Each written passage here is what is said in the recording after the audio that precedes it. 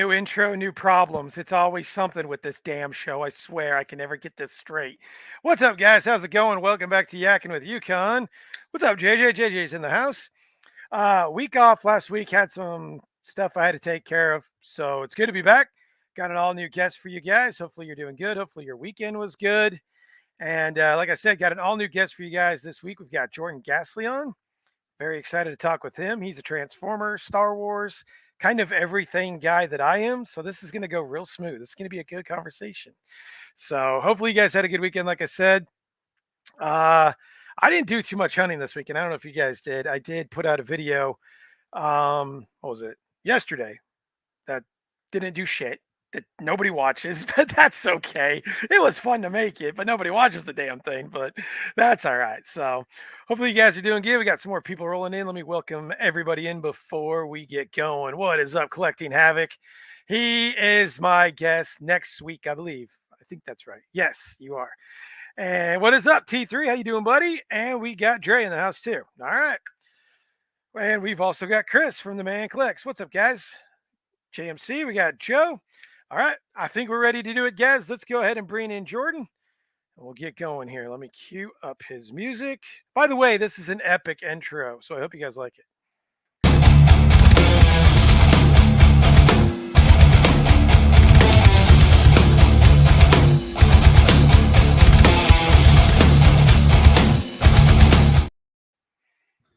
What's up, man?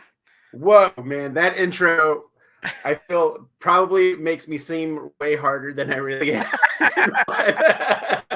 That was awesome. Thank you. Thanks, man. Yeah, absolutely. Well, I always try to kind of get it. So it's Jordan Ghastly. So I want to do something kind of, Halloween kind of, Yeah. that kind of thing, man. It's really hard sometimes to get the intro to fit the guest, but with you, it was easy.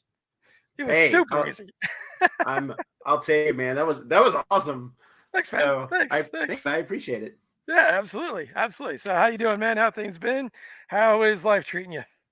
I'm all right, man. I can't complain. I went out on a hunt yesterday, filmed it, and I edited it.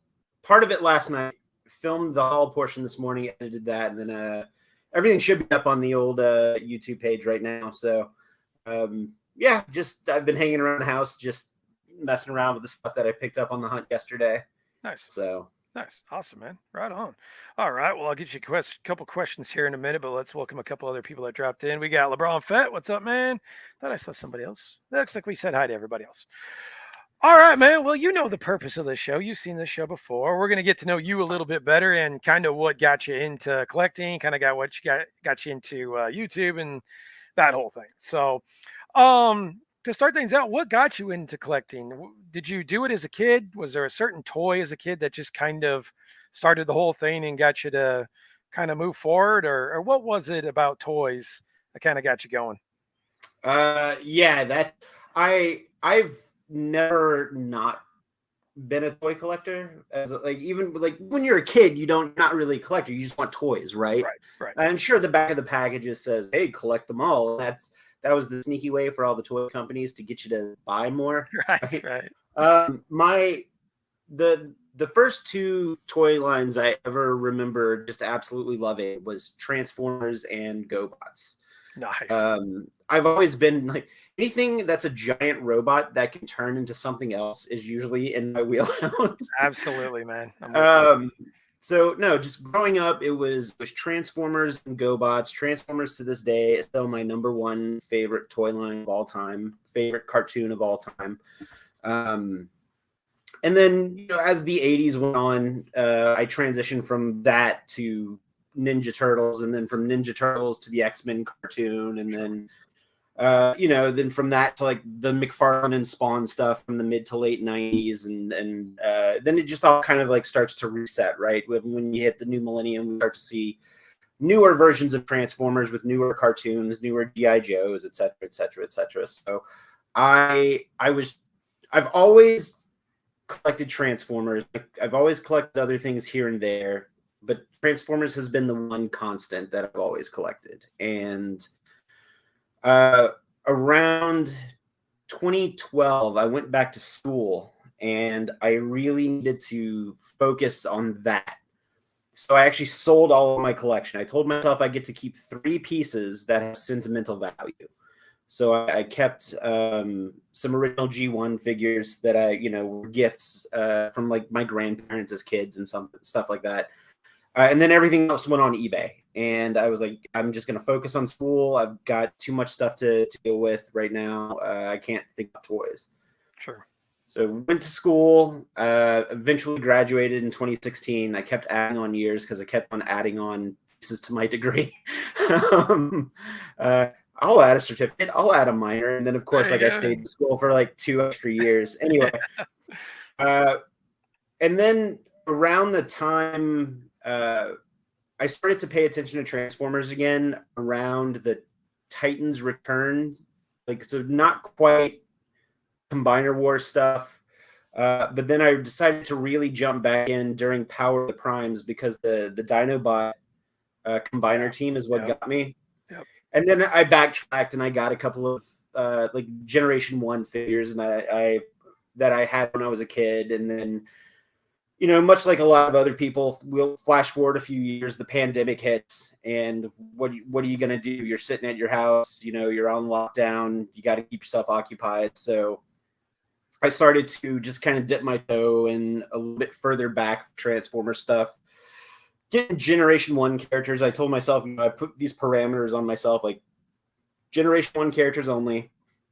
And I started to dip my toe into Black Series, and dip my toe into Marvel Legends, and dip my toe into... That was around the time G.I. Joe Classified was starting to come out with that first wave that incredibly hard to find. So that's the long answer of just like, I feel like I've just always purchased toys in some form or fashion at some point or another. Nice. You said you kept your G1 Transformers when you sold. Well, which ones did you keep? So I kept a Generation 1 Cyclonus, the Target Master version. Nice. The Target Master figure has long since been lost, but it was one of the... I got it for my 3rd birthday from my grandparents, my mom's parents. So, and I kept a Masterpiece Prime, which I don't have anymore. And then I kept a Generation 2 Jazz because I didn't have my Generation 1 Jazz anymore. I had my G2 Jazz. Nice. But everything around that era that I sold was from that, when they started to do the classics line, like the Generations classics, like 2009, 2010. So that's all the stuff that ended up going. Gotcha. Nice. If you could pick one Transformer that you don't have that you do want to have, what would it be? Oh, hands down, the Titan Metroplex. Oh yeah, I get that.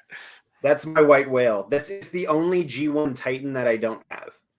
So, yeah, because I see Fort Max back there. You got Fort Max. Yeah, so I've got Max, I've got Omega Supreme, and then right here I've got all the Decepticon Titans right here. So I don't have the Arc, don't have Nemesis, and I'm still on the fence on if I want to get those because if I get them, they would be displayed in their ship mode. Exactly.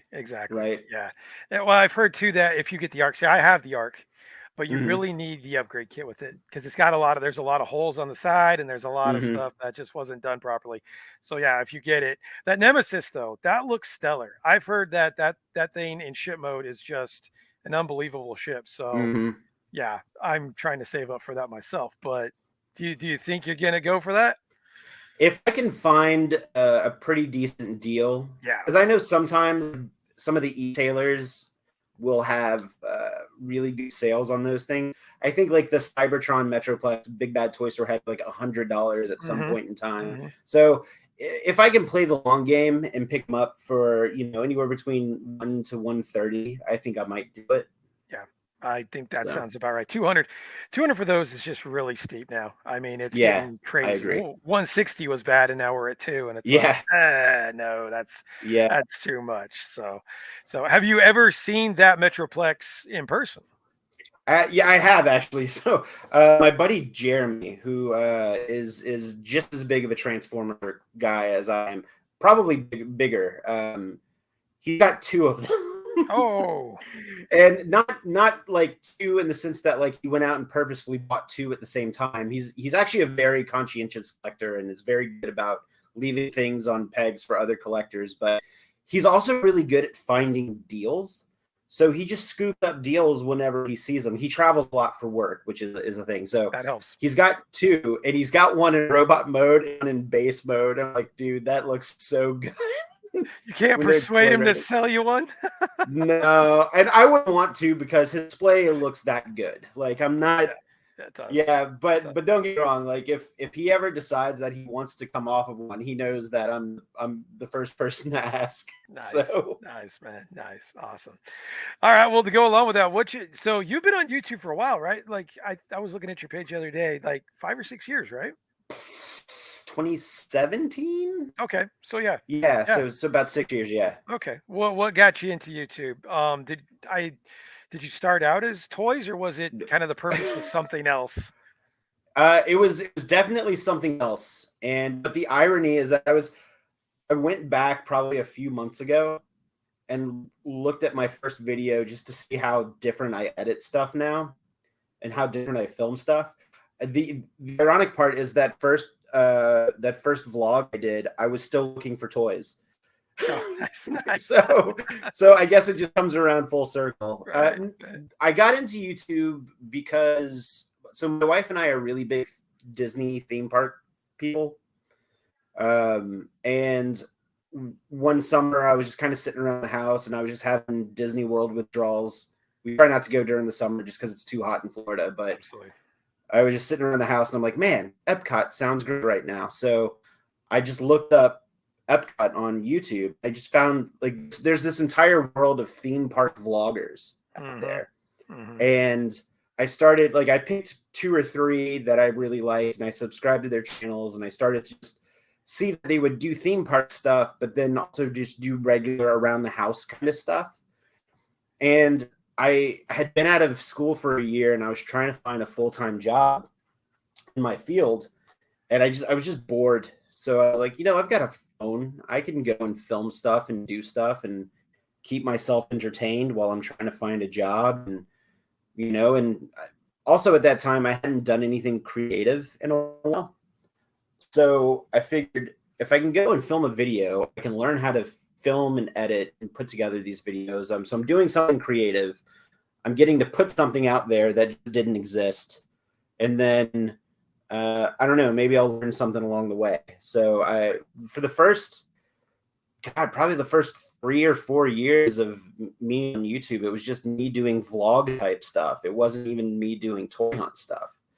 And then probably like right I think in the middle of the pandemic when things started to slowly open back up, my buddy Richard and I'm like, hey man, let's go on a toy hunt. And I just decided to bring my camera with me.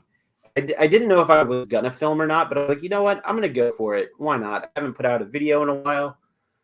So I filmed, and surprisingly it was one of the better viewed videos that I did. And I was like, wait, people like to watch this stuff. You want to see this? Yeah, right. Yeah. I had no idea that there was a whole toy hunt side of YouTube at the time. Crazy. And now, now that I'm like 3 years doing it, doing toy hunt stuff, I'm like, well, of course there's a whole section of YouTube for anything. Everything. So hindsight 2020, but at the time I was like, oh, well, listen, I like to do this stuff anyway, and I go on toy hunts regardless. So if I have my phone with me or I have my camera with me half the time, I just film these and just toss them up on YouTube. And I gradually started to build an audience. I say that very humbly because like I'm still under 1,000 subscribers. I'm very grateful for all the subscribers that I have, because again, 700 something people want to subscribe to me just to see whatever it is I'm putting out. I'm very grateful. So or thankful for all of the subs, but I didn't realize that it was going to garner that much interest in the channel, because prior to that, I was just kind of like squeaking by. Right. Yeah, it is kind of overwhelming at times when you look at your sub count. You're like, I can't believe this many people actually want to watch what I'm doing and see what Mhm. I'm doing. It can be overwhelming. So since you are definitely seasoned and stuff, what do you say the main goal of your channel is now? Is it to get monetized? Is it just kind of do what you're doing, have fun, meet new people? What is the primary goal for you right now?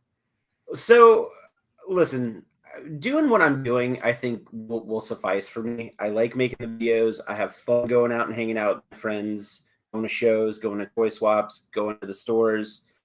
And really it's just about hanging out with my friends. And I just get to document that along the way.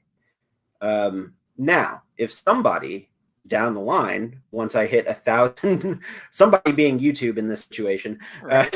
said, "Hey, you have 1,000 subscribers. We would like to monetize your channel for doing the thing you do." I wouldn't say no. It Sure. would be nice. It'd be great to get to 1,000. I realize that may or may not happen. But as far as like long term, I would like to have the channel monetized to the point where it at least pays for the hobby. Like I don't want to quit my job. I don't want to, I have a fantastic job. Don't want to I like the people I work with. I don't want to get rid of my job. I would at least like the hobby to fund itself, so that way I can pay more bills. Yeah, man, I'm with you on that. If we could just you just get enough to where you're not having to take out that whatever you're taking out a month to supply Mhm. for the toys. If you could just get it, you Yeah, know, you two making that much, but I mean, and I you're realize close. it's a pipe dream. It's a pipe dream. So I'm not. It happens. It happens. If it doesn't happen, I'm not losing sleep over it. Sure, sure, sure. Yeah, absolutely, man. Let me welcome in a few more people that showed up when you were Yeah. going. We got Mr. Fantastic. What's up, buddy? We got Viper Spit. How's it going? And we've got Rex from Millennium Workshop. Guys, if you haven't subbed to Jordan, please go do that right now. Also, like this live stream. That helps me. But definitely go check out Jordan's stuff. Check out his videos. Does a great job on all of his things, and definitely get him some more subs with that. So, um, did you say when you started the toy and things like that? Did you have anybody that you kind of kept tabs on? You're like, ooh, I kind of want to do things like this guy, or did you have any favorite toy hunters? You're like, you know what, this guy's really cool. He makes it look easy. I think I could do that. Was there Um. anybody? Who did I see? I feel like maybe the first couple of, I guess, I didn't even know that they were toy hunters. I just thought they were vloggers that were at toy shows. Hmm, Um, I feel like Josh Pence was one of the first ones that I kind of came across, and then Big Dub, okay, which I find out Big Dub lives not too far away from me, and I've actually met him, and we've chatted a handful of times. He's a very nice gentleman, very nice guy, and I feel like, and then from the two of them, I found out about Seth Bear. Back when he was doing his What's Poppin'. Now I know he's just kind of doing his own thing with his Seth Bear channel. Um, Found out about oh man, his channel's name is escaping me right now. It's one of his buddies from Miami that always hangs out with him. That's all at the shows. Mike is his name. Um, not it's sure. going OG Geek. OG Where's your Geek. gig? There you go. There, Yeah, yeah. that's I'm cool. like, it's on the tip of my tongue. Yeah, So I found out about them, and I just I don't necessarily want to say like I modeled stuff off of them, but I don't know. I guess I kind of took that same spirit or that same idea where I'm like, well, I don't have these as many toy shows around me, so maybe I can just take this party and go to like big box stores, or maybe I can go take a day to travel to a specialty shop, do a video at a specialty shop or something. So I just kind of what I was doing with the vlog previously, but just in a more, I guess, toy hunt structure, if that makes sure. any sense. No, that makes total sense. Yeah, I mean, I think everybody when they get going, there's a couple things. It's like, well, first of all, can I do this? Second of all, will anybody watch? And third, who do I want to do it like? Do I want to do it like this person? Do I Right. want to do it like that Right. person? I think that's kind of something everybody goes through. So yeah, man, I'm totally there with you. Um, Going back to your collecting, What lines Mhm. are you collecting right now? Oh, that's a loaded question. Okay. All right. Sorry. No, you're good. You're good. So Transformers always going to be that number one. The Transformers Legacy stuff I think is some solid quality. I loved everything that the War for Cybertron, or not, yeah, the Definitely. War for Cybertron produced. Marvel Legends, but I had to pigeonhole myself to 90s X-Men and 60s and 70s Avengers. I'm doing G.I. Joe Classified here and there, Star Wars Black Series. I have a clone shelf right here, and I've got an original trilogy shelf. I'm doing Mythic Legions here and there, and I've really been digging the Animal Warriors of the Kingdom from Spiro recently. So I've been getting a handful of their things. You know, when I see them at good deals. So I don't know. I feel like I'm a little all over the place. What do you think your favorite line is right now? Uh, a favorite line is always going to be Transformers. What I think is either the best line, if I'm going like big box retail line, I think GI Joe Classified is quite possibly the best Agree. toy line Agree. on the pegs. The team that's sculpting and putting those figures together, knocking it out of the park. Can't even complain. But I have to say, like non-retail, it's got to be Four Horsemen and Mythic Legions. It's those figures are such fantastic quality. And I know a lot of people do. A lot of people hesitate to get into those because I know once you get one, you're kind of hooked, Mm-hmm. and they're expensive. Right, Yeah, right, yeah. right. So Dre's got a question for you. It says, "What faction do you collect in Mythic Legions?"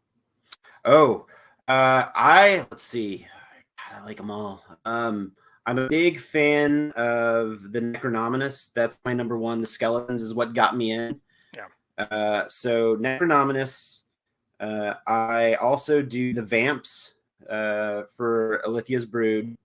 And I'm also a really big sucker for all of the Mercurians because when my college degree is world history and cultures and ancient Greek, ancient Mediterranean, classical Mediterranean was like my focus.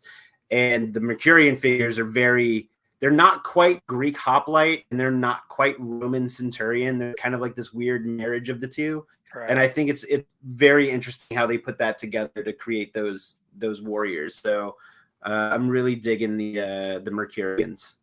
Nice. I don't know anything about them, so that's the education, right? Right. That's the education. Cool, man. So, how about the Cosmic Legions? Are you gonna be getting into those too? I'm going to attempt to stay away from them because I know the price rabbit hole I went through with Mythic Legions, but comparatively, I don't think I dig the dark fantasy stuff more than the space age cosmic stuff. So I think I might just keep myself in my lane with my mythics. Gotcha. Nice. Okay, so Chris from the Man Collect says, I haven't went down the Mythic Legions rabbit hole yet. Yet means you're going to, and you better just accept it. Yet is that keyword. That's the keyword. Yeah. Yeah. And you better be ready to shell out the dough, man, because those things are expensive. I was looking at those at a toy show the other day, and like those giant trolls, those things were like 150, 200. Mm-hmm. Do you have any of those, the bigger ones? I don't have the bigger ones. I do have one of the mid-size guys, and the only reason I got him is because he looks like a Greek mythical cyclops. Also, his name is Archimedes. Oh, there you go. There's a whole bunch of synergy going on there. So I was like, well, I guess I have to own this one. Right. So. Nice. And then Collecting Havoc says, I have one. I still need to open them. Wow, I can't believe you haven't opened them yet. Nice, man. Nice. All right. So I got to ask you, man, the name. Yeah. Where did the name come from? Where did the Ghastly come from? Oh, man. Okay. This is also that was my number one question, but I wanted to wait. No, you're good. Okay, so in another life, 15 years ago, I was a paranormal investigator. Oh, okay. All right. I was very into like the Ghost Hunter shows and whatnot. I'm very skeptic at heart. My interest when it comes to the paranormal is everybody else claims to experience these things that I have not experienced. So I'm curious and interested in how or why they're experiencing these things. Sure. So I come to it uh, very with a healthy dose of skepticism. And also, like, I just grew up liking scary movies. Like, ghost movies were always my favorite ones, like Poltergeist, Exorcist, The Changeling, Conjuring films. I love. I all about like ghostly and ghastly things. So, like, Halloween is my favorite holiday, and so I just like when I was putting something together before I even started the YouTube page. I was actually starting a blog, and the blog was to after I had graduated college, just to kind of keep my writing skills boned up. And the blog turned into a vlog, and I just used the name and carried it over. So the blog was Jordan Ghastly, and then the vlog was Jordan Ghastly, and then through whatever iteration of YouTube I've gone, I've just used Jordan Ghastly, essentially because of my love of ghost stories and ghost movies and whatnot. Gotcha. I'm guessing that haunted houses are part of that love of Halloween. Oh yeah, man. Yeah, there's a couple that happen around here. I'm in the Atlanta area, so there's a handful that happen here every September and October, and I have to hit every one of them, or at least every one of them that I can. You got some good ones down there. Yeah, I actually used to co-own one with my brother Oh, nice. in Colorado, and it was well. Him and I have done a few of them. So we got hired on to do two. Both ended horribly badly. Oh But then no. we did our own, and it was called Decimation. We did that in Colorado. We did that for 2 years, and man, what a fun time, but a horrible time all in one. And haunted house actors are some of the worst people when it Oh comes to no. showing up to work and actually being responsible and thing. It's just not a thing. So, Oh, that's a oh man, bummer. it's rough business. But I mean, when you start getting what you were going for, like in the planning phase, it's totally worth it. But Mm. an interesting thing, that's for sure, man. All right, so we got Legacy Nerd. What's up, Daniel? Got you. And then we got Archer Cardazilla. He's got a question. So, how would you feel if Michael Wincott voiced Tarn in a live action Transformers movie? Because I think he would do a badass job with his raspy voice sounds. I would be into that. I wouldn't say no. Wouldn't be mad at it. Yep, I would agree. I love Tarn. You and I kind of talked about this on T3's live a few weeks ago. I actually think that's the best Transformer this year. I think Tarn's the best one so far. Yeah, I would probably, yeah, I would agree with you. That was a good figure. And I wasn't even planning on getting it, and I saw it in hand, and I was like, oh no, I think I have to check this one out. Yeah, definitely. Well, I didn't even know that it was like a comic book character. I just thought it looked cool. But the Mm-hmm. amount of like how clean it is, like most Transformers, you got the kibble on the backpack and everything else. It doesn't even feel like a Transformer. It feels like just a normal action figure. Even the Mm-hmm. posing is incredible, and just I think that's one of Hasbro's best in the last year or so. Honestly, I would agree. I'm also really excited because they're using that mold for the bludgeon right. figure, and I was wondering, I was wondering if they would ever reissue get Bludgeon back in the line, because the last Bludgeon figure that I had that I really liked was way back when they did the Revenge of the Fallen figures. Mm-hmm. They released a Bludgeon in that toy line, which he wasn't in the movie, but he got a movie deco. Yep. And hands down, to this day, I think it's still one of the best Transformer figures that was ever released. I remember that one. It was really good. So I'm really glad that they're using the Tarn body for that one. All right. Off the wall question: whose fault is it that Optimus Prime died? Optimus's. Optimus is okay. You got to explain that one. No, like, he didn't take the shot. That's right? True. He didn't take the shot. Right? Listen. I don't blame Hot Rod. I'm not a Rodimus Prime hater. I actually find Rodimus Prime a very intriguing character. I know that a lot of people hate on Rodimus Prime and blame Hot Rod for the death of Optimus, but before Hot Rod even jumped in, Prime had the shot. He did. He had it. There was an entire fight scene, and Prime had the upper hand, He did. and he had it for a good 20 seconds before Hot Rod, yeah, sure, Hot Rod was young and spry. Prime had the shot. Anyway, so I actually really love Rodimus Prime, and I know that a lot of people get Rodimus Prime hate.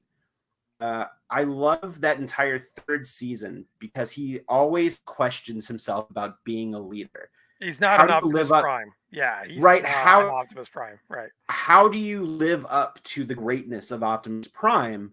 And he even, like, you see it in the episode. You see him look at the statue, and you see him talk to the statue of Optimus Prime, like, how can I ever be like you? And I find that really intriguing because that's an internal struggle that he's having. And then eventually they bring Optimus back because of the toy sales, right? But I thought the fact that he was thrust into a leadership position without having any of that experience, tried to take the reins as best as he could, but also questioned himself. I don't know. I found that fascinating and intriguing. I'm with you. I think that's a good point that I have never actually heard anybody hit on. It kind of gets the whole self doubt. Everybody, when they're stepping into a new role, you're going to kind of got some self doubt. Like, can I live up to the guy that was before me?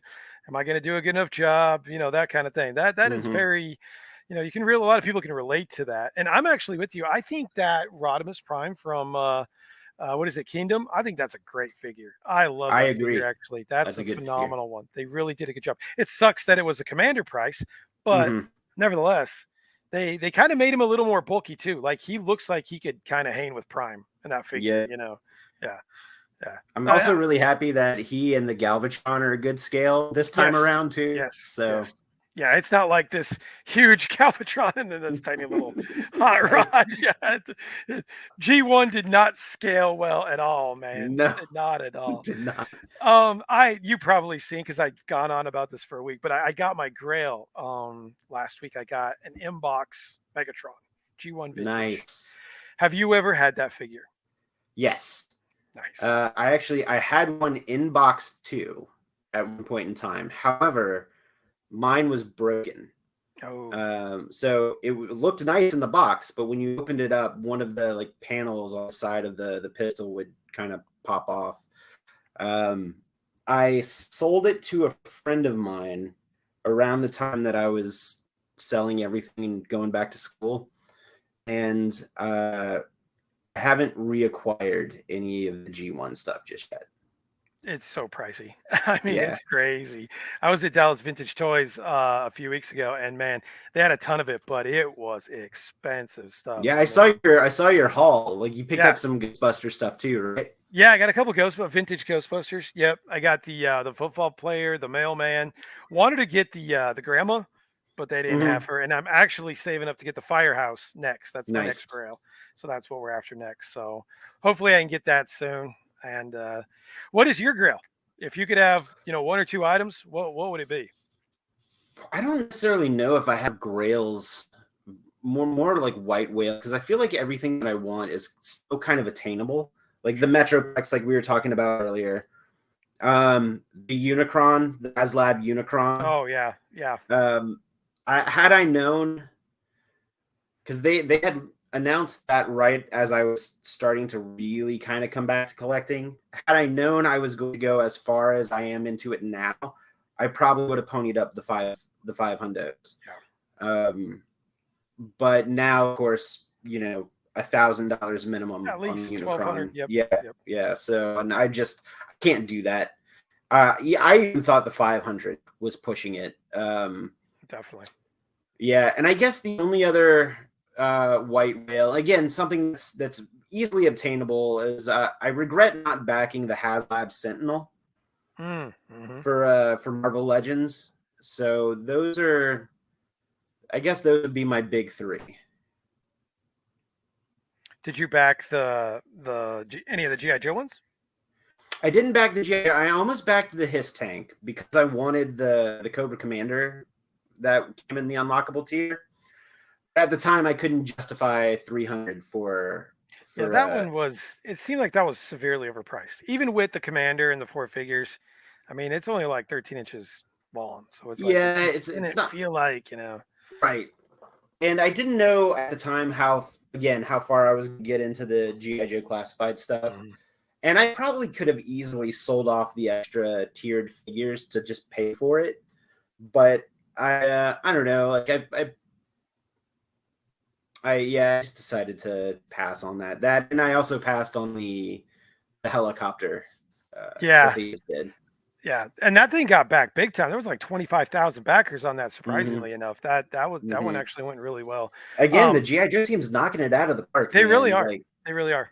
I would agree with you. I agree with your statement earlier where you said GI Joe's the best thing going mainline. I agree with you.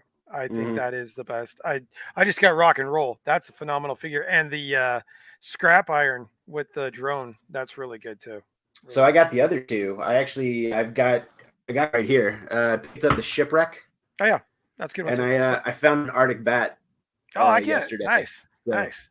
yeah, I got to get that one still too. Yep. this one, the shipwreck, was a top 5 Joe for me, so I was really looking forward to getting him. Yeah, they did a good job. I'm not sure what's up with the hair. It's like they've got removable hair now instead of removable heads. It's kind of Yeah, weird. I Kind of weird. the Lady J did that too, Yeah, because I she guess did. it was a way to have the molded hat, so like the hat just wouldn't pop off, Right. so it looked a little bit more natural. I don't know, I'm not mad at it, but I get why people think it's weird. Yeah, it's a little weird. So, Collecting Epic says, yeah, Keenan Rodimus was a darn good figure. Totally agree, man. And the thing is, too, I remember last Christmas you could get that guy for like $40 on Yep. Amazon. He went on a Mm-hmm. deep clearance. That's why waiting on the Nemesis is a good idea. I think Mm-hmm. that one will probably go down as well. Definitely. So, all right, cool, man. So let's see. What else was I going to ask you? I'm sorry, I lost track of my notes No, here. man. Who are your favorite YouTubers right now? Who are you watching consistently that you just love? It doesn't even have to be toy hunting related. Oh man. I think probably my favorite YouTuber across all genres is Justin Scarred. He's a California guy. He used to be in a band called The Scarred. And he does like a lot of Disneyland videos, but he does a lot of Route 66 videos. And I don't know, there's something that I would love to be that tier. Like that would be like the level of editing and time that Yeah, I could put into a video like that guy, because he does it professionally. Like that's his job. Like that's what he makes his living off of.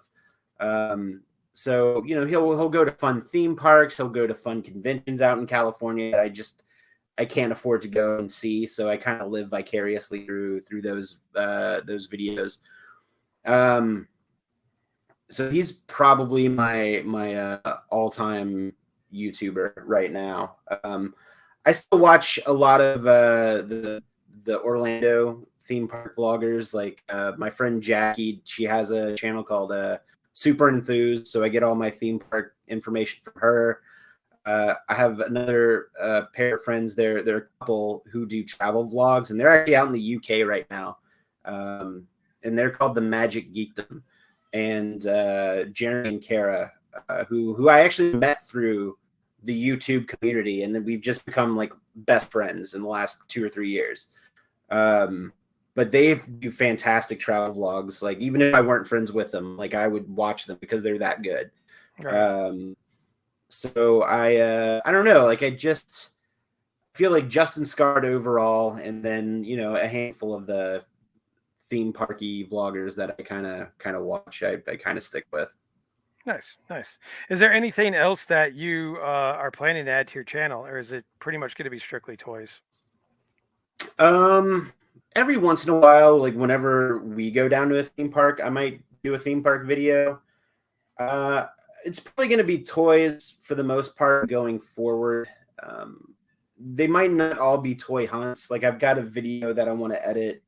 I just picked up an upgrade kit for the Studio Series Sludge figure. So I just filmed me just kind of tinkering around and doing some action figure surgery. So I'll probably put that up. Nice. So yeah, that's probably all within the toy umbrella.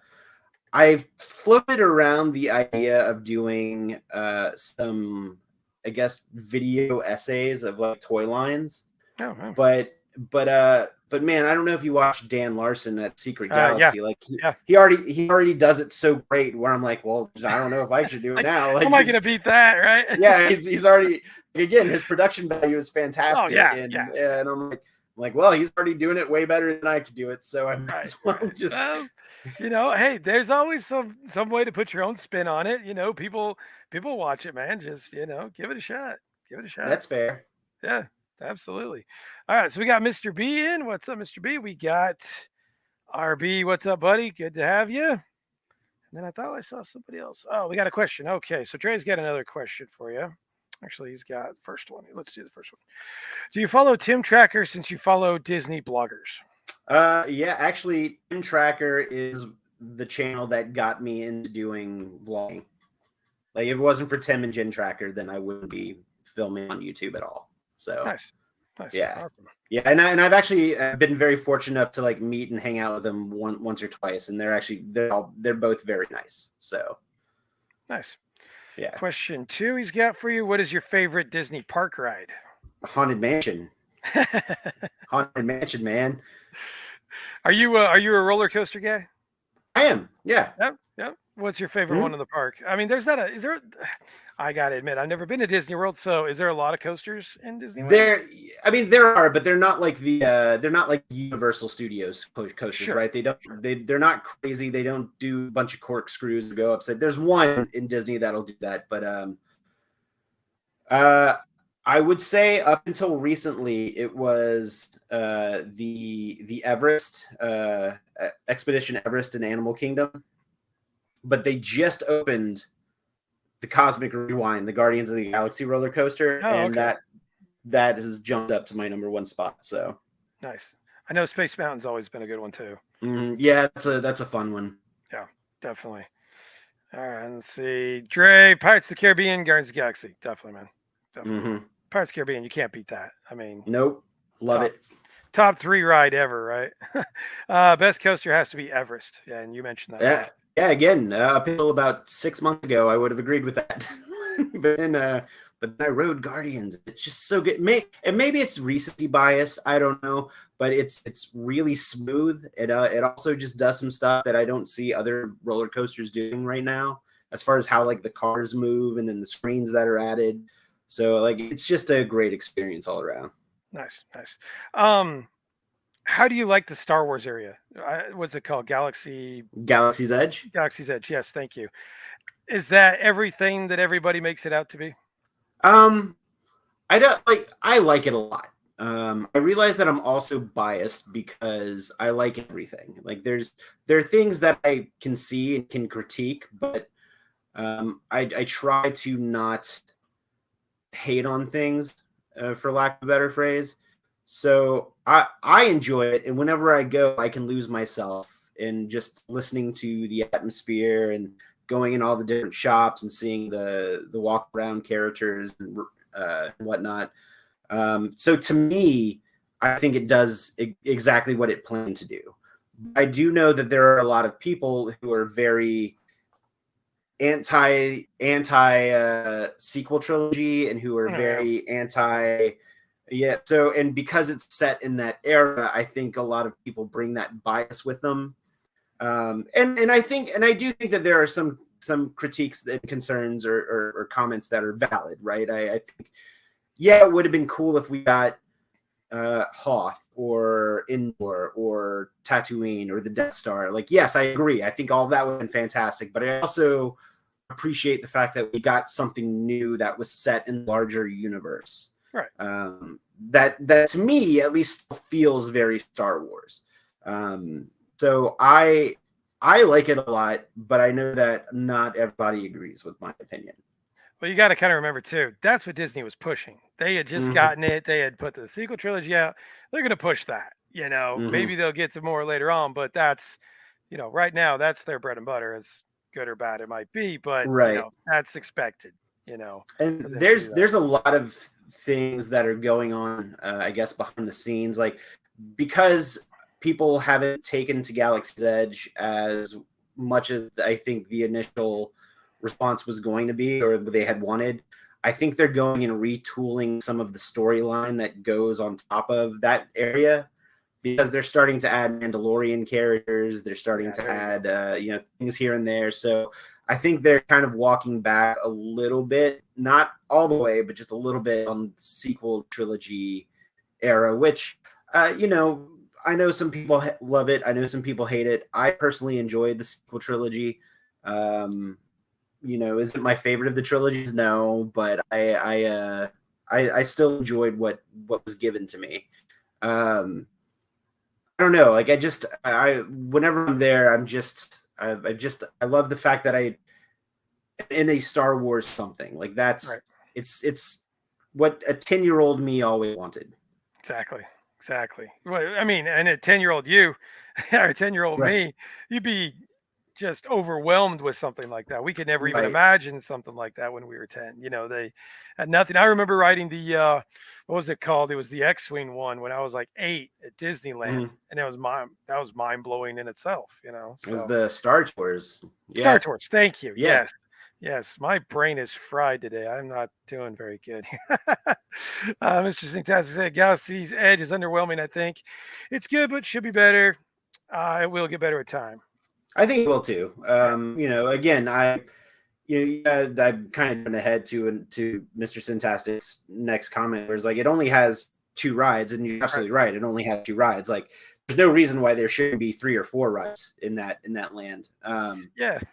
Yeah. But I do think that one of those 2 rides is stellar. Like, Rise of the Resistance is fantastic. So And Dre says the name of rides, food options, and free experiences. that's the kicker right there. Is anything free in Disney. Disney? No, no, it is No, not. it's not. Yeah, the free experience that's the hang up, because if Disney can charge you for something, they will. Oh, absolutely. Absolutely. If they want to charge you $20 for a Coke, they're going to do it. That's just the Hmm. way it is. That's how it goes, man. How many times have you been there to Disney World? I've been probably about like 8 or 10 times. Oh, wow. My wife and Nice. we try to go once a year, and we've gone once a year since about 2011, minus two or so years. So I think it averages out probably about like 10 times over the last decade or so. Nice, man. Nice. And Yeah. have you been to the one in California too? You've just been Disneyland? No, I haven't. As a matter of fact, we were going to go for my 40th birthday back in February. We had everything planned and we had it booked. And then about 3 or 4 weeks before we were going to go, like 5 or 6 rides closed down, and we're going to be down for refurbishment. I'm like, well, these are all the Disneyland specific rides. Right. Yeah. We were defying gravity by hopping on a plane and going across the country. Yeah. And all the rides we want to ride are going to be closed. So we just decided to cancel that, and we decided to go Walt Disney World instead, and then save Disneyland for whenever all those rides are back open. Nice. I got to read this one. It is not free, but the amount we paid. Yeah, no, you're right there. Yeah, I mean, I don't disagree. you're absolutely right, especially if you like stay on the resort. Like they Mm-hmm. nail you to the wall for all that. Mm-hmm. Yep. Mr. Fantastic says, I went to Disneyland in California in April. It's much smaller. It's different yet the same. It doesn't feel as epic. Yeah. I mean, once you fit the Mm-hmm. big one, you go to the little one. It's like, it's not, not as good. Yeah, I have a lot of people telling me that, like, just be prepared that it's not going to be as big as Disney World, Right. which I'm fine with. But there's a bunch of reasons why I do. Like, it was the park that Walt walked in.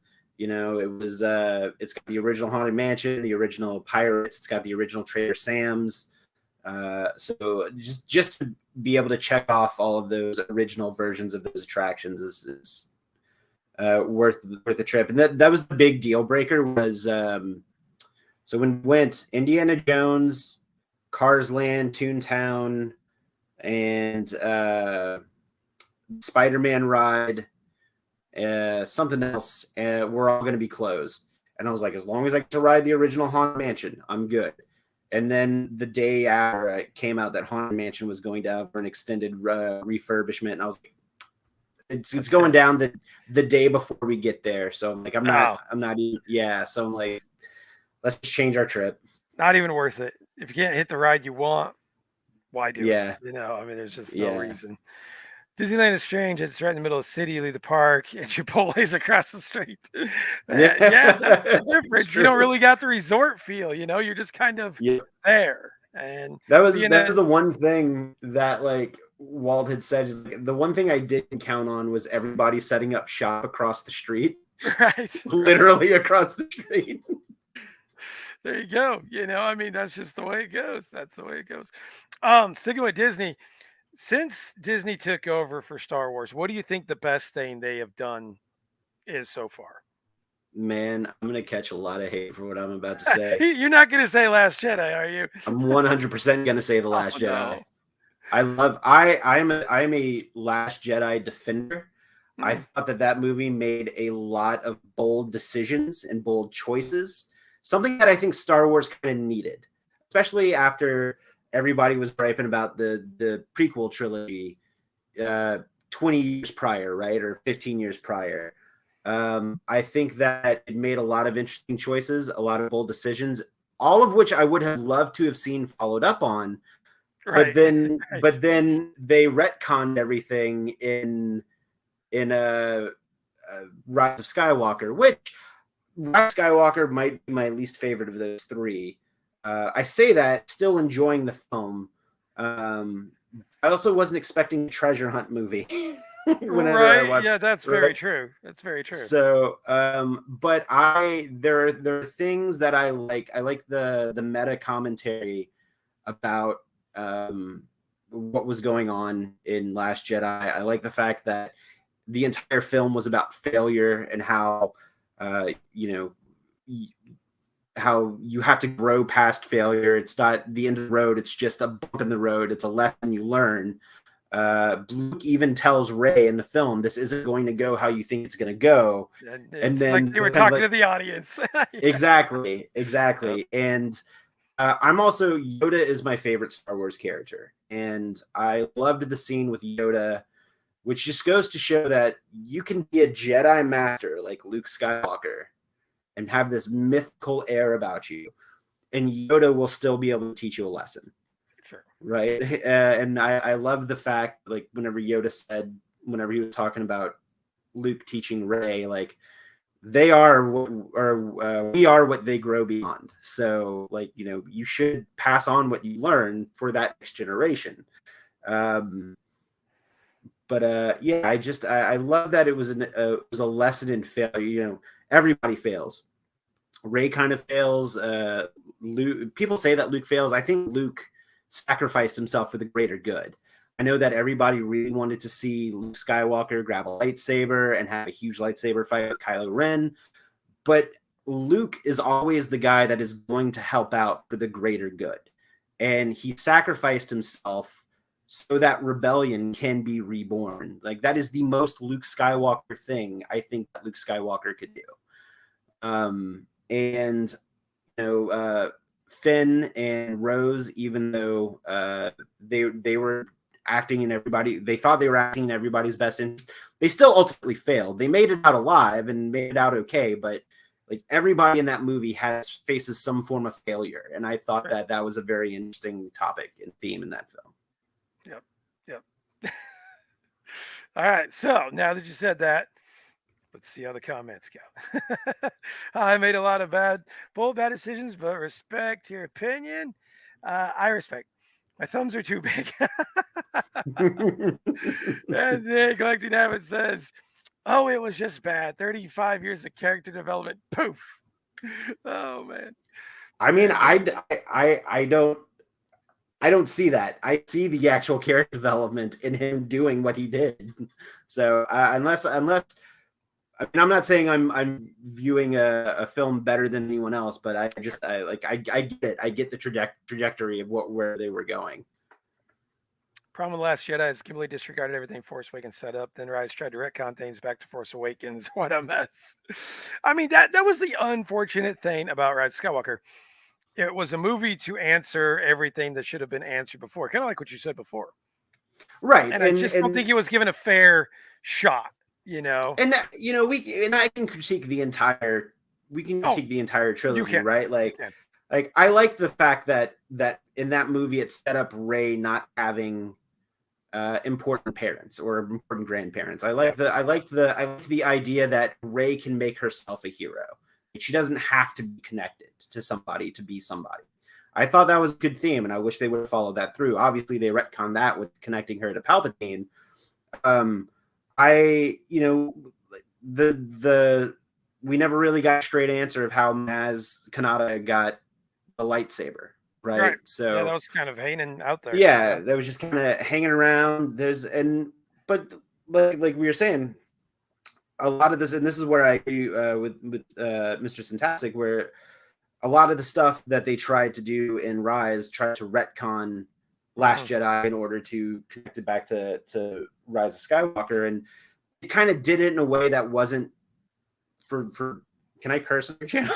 Go for it, man. Like that wasn't shitty, right? Let's put that in air quotes. Like, so it was a bold move for Luke Skywalker to throw his lightsaber because that's the life he doesn't live anymore. Like, I get it, but then in the next movie they're like, don't you know you gotta treat your lightsaber with more respect? Yeah, I'm like, no. Yeah, right. So right. I don't know. Like, there were some things where I was like, man, I would have loved to have seen all the stuff follow through, but they had to retcon it. I mean, I'll use baseball terms for you guys for a minute. It kind of felt like, you know, when the runner slides into home and then the umpire's going like this, and then all the guys start yelling, he's out, and he's saying safe, and then he's like, no, it's out, because he fell into peer pressure. That's kind of what Rise of Skywalker felt like. It's like, we want you to answer all this stuff, even though that's not what the point should be of the movie.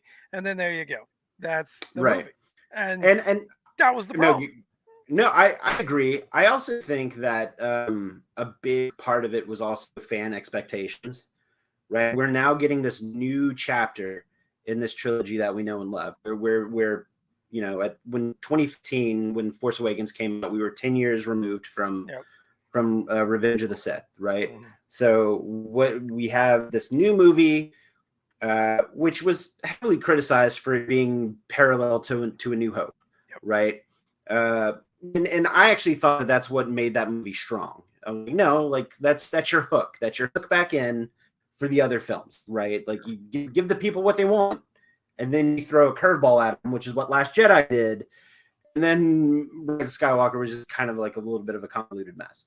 I do think that fan expectation and fan theories ran rampant to the point where, because I mean, I love this stuff too, right? Like we love the things we love so passionately, and then whenever we have an idea in our head, and that idea maybe isn't followed through 100% the way we wanted it to, then people start to have a backlash towards the thing. So I really try to enjoy the things for what they are, as opposed to dislike them for what they aren't. Right. And what they aren't is, you know, what I or whoever had built up whatever storyline that they wanted to see in their head. And I actually had the same argument with the prequels. I was never a prequel hater whenever those movies came out. Sure, some of them aren't that, like, I still think the worst Star Wars film is Attack of the Clones. I just think the dialogue in that film is very, very bland and dry. Boring film. It's not it's cheesy. But I do think, like, in theory, it sets up a lot of great things. Like, I like the idea of the film. Exactly. Like, I love the idea. And the Clone Wars animated series is probably some of the best Star Wars I've ever seen. So, I know that a lot of people, whenever the prequels came out, really had that mentality of the original trilogy of, we're going to see, you know, a fairy tale in space, or we're going to see a space adventure with a knight with a special sword going into the castle to defeat the Black Knight to save the princess, right? So, but then what happens with prequels is we get more of a political drama, right? That's more reminiscent of the Greek and Roman Senate than we did a space adventure. So I always try to, like, I like the prequels, but I don't hate them because they weren't like the original. I like them for the fact that they weren't like the original trilogy. Yeah, Well, and that's a good point. It's like it kind of feels that way with a lot of people say Star Wars fans are the most toxic due to that fact that they kind of want the same thing over and over and over and over, and Hmm. it's like that's not going to happen. There's new Hmm. stories to tell. George Lucas even said that there's new stories to tell. There's different ways, different swerves, and that sort of thing. So, man, respect to your opinion. I don't know too many people that have said Last Jedi, but man, respect to your opinion. I, I'm down with that, man. I'm down with that for sure. Now, Um, don't get me wrong. Like what Mr. Fantastic is saying here on this comment, where the somehow Matt got the lightsaber, just like somehow Palpatine returned. Listen, I make no apologies for bad dialogue. That's right, that's still not good. bad So dialogue. I'm with him on that. Yeah, So yeah. And that's a Star Wars 101. If you can't handle bad dialogue, don't watch a Star Wars movie. It's just mhm. the way it is. So, what saved the prequel trilogy was a Clone Wars series. I mean, yeah, I agree, but I'm actually a big fan of Revenge of the Sith. I think Revenge of the Sith is great. I Um, think it's my favorite of that trilogy, Definitely, easy. easily. Um, I think what I don't know, I wouldn't say that I think Clone Wars saves the prequel trilogy, but what I think I really enjoy was the long form of Clone Wars, that you're with Anakin and you're with Obi-Wan and you're with Ahsoka for however, what, 6 seasons, Yeah, something like that. yeah. So now I can take the attitude of those characters I see in the animated series, and I go back and rewatch Attack and Revenge, and I can kind of see them That's as what a helps. whole now. Exactly. Yeah. And that's not something you could really do with anything else. When you can kind of go back in time and then watch it and go back and it's like, okay, it makes a little more sense now. It makes, I kind of see what they did. So that definitely Mhm. helps, man. All right, man. Well, that is it. That's the time. Appreciate you being on. I'm going to give you a Yeah. chance to go in and plug all your stuff. Where can we find you? And what do you have coming up for us? Well, first, man, thank you so much for having me on. I Absolutely, really man. appreciate that. Like, I know that you reached out about a month or so ago. We were, like you said earlier, we were on T3's channel. We didn't get a chance to chat too much Yeah, that night, but no, man, I've just been looking forward to hanging out and chatting with you tonight. So thanks again for having me on. absolutely. Absolutely, Uh, man. you can find me, let's see, on all the social medias. I'm on YouTube at Jordan Ghastly. I'm on Instagram as Jordan Ghastly. I'm on formerly Twitter as Jordan Ghastly. I'm any social media. Just look up Jordan Ghastly, and I should be out there. I have that one Transformers upgrade kit video plan to put out, but there are a couple of toy shows coming up here in Atlanta the next couple of weeks, so I'm probably going to take the old camera out and film around and see what kind of fun stuff I can get myself into. Nice, man. Sounds good. Sounds good. All right. Well, thank you again for being on the show. I'm just looking at my notes here. I got to want to make sure I tell you guys who's on next week. I got the whole 6 weeks backed up. So, Collecting Havoc is on next week. So, looking forward to talking with him. And we will do that next week. Jordan, thank you again so much for being on, man. Really appreciate it. Love to have you back sometime. Guys, all you guys in the chat, thanks for showing up. Thanks for commenting and everything else. We will see you guys next week. You guys have a good week.